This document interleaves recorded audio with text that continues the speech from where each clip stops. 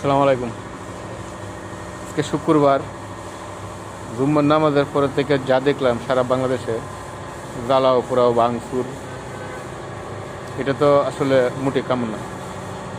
কারণ এগুলো তো বাংলাদেশের সম্পদ। রাজনীতির প্রতি হিংসা যদি কারো থেকে থাকে সেটা আইনের মাধ্যমে বিচার করবে, কিন্তু এই যে জ্বালাও পোড়াও ভাঙচুর, এটা তো দেশের জনগণ সমর্থন করে না। এটা জনগণের সম্পদ, এটা আপনার আমার টাকা। এই দেশের একটা টাকা যদি নষ্ট হয় তাহলে জনগণের টাকা দেবে, আপনার আমার টাকা দেবে। রাজনীতি প্রতিহিংসা একজনের চাকরি পারে, মত থাকতেই পারে, তার জন্য এমন না ব্যক্তির বিচার হবে, এটা হোক, এটা সবাই চায়। কিন্তু জ্বালাপোড়া করবে, একজনের ক্ষতিগ্রস্ত করবে, দেশের সম্পদ নষ্ট করবে, এটা কেউ সমর্থন করে না।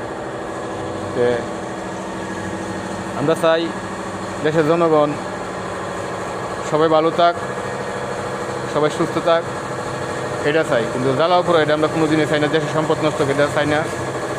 এই দেশের সম্পদ নষ্ট হইলে জনগণের টাকা এগুলো জনগণের থেকে আবার নিয়ে এইগুলা করবে।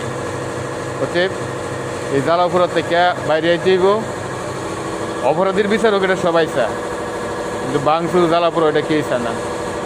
এটা দেশের সম্পদ নষ্ট, জনগণের টাকা নষ্ট। এই টাকা জনগণের, আপনার আমার।